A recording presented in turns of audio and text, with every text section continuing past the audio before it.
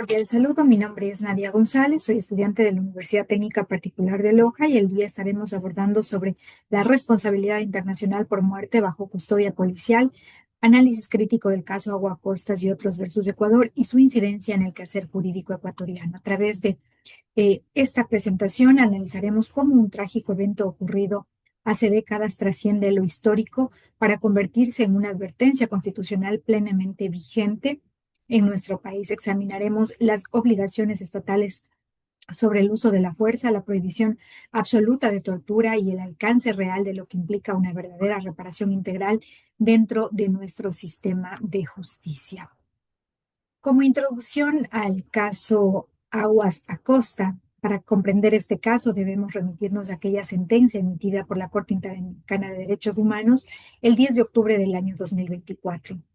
Este caso se originó en el año de 1997 con la detención de Aníbal Alonso Aguas Acosta por parte de agentes de la Policía Nacional, su posterior fallecimiento bajo custodia estatal y una respuesta judicial interna deficiente que perpetuó esta impunidad. Nuestra tesis central es que este fallo no debe leerse de forma aislada, al contrario, dinamiza la Constitución del año 2008 al consolidar una línea jurisprudencial clara que cuando una persona está bajo el control de las fuerzas de seguridad, el Estado asume esta posición de garante reforzado, lo cual obliga a fundamentar objetivamente cualquier afectación a su integridad y limitando el poder discrecional de la autoridad. Sí tenemos que al analizar el fondo, la Corte ratificó de forma contundente que el trato recibido por Aguas Acosta constituyó tortura al acreditarse aquella intención deliberada de los agentes de infligir sufrimiento severo con fines de castigo o control. Sin embargo, el componente más grave fue la impunidad institucional. La propia policía intervino tanto en la investigación de las pruebas como en el juzgamiento de sus propios miembros. La Corte fue totalmente tajante. Cuando los acusados son agentes estatales, la investigación jamás puede quedar en manos de estructuras que dependan del mismo Estado o de la misma institución. Como repercusión para el quehacer jurídico ecuatoriano. ¿Cuáles son las repercusiones de este fallo en el Ecuador actualmente? La primera es la obligación de aplicar un control de convencionalidad estricto. Los jueces, los fiscales, los defensores no pueden evaluar la violencia estatal únicamente bajo normas penales comunes o reglamentos administrativos internos. Deben aplicar de forma directa aquellos estándares interamericanos, conforme lo establece el artículo 2 de la Convención Americana.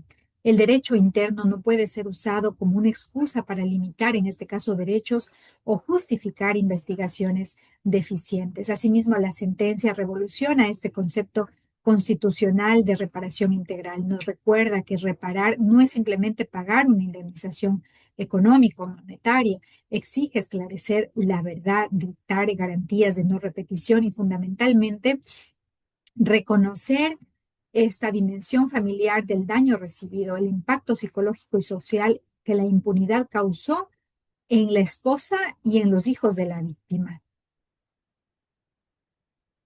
Em, En cuanto a la aplicabilidad en la práctica personal, desde la perspectiva desde de mi desenvolvimiento profesional dentro del sistema de justicia penal, esta sentencia sin duda es una herramienta de utilidad práctica inmediata. Primero, dentro del litigio penal, nos obliga a nosotros como abogados a redactar escritos alegatos exigiendo la correcta calificación jurídica de tortura ante casos donde la Policía Nacional ha cometido excesos, a rechazar que se diluyan los hechos de delitos comunes de menor gravedad.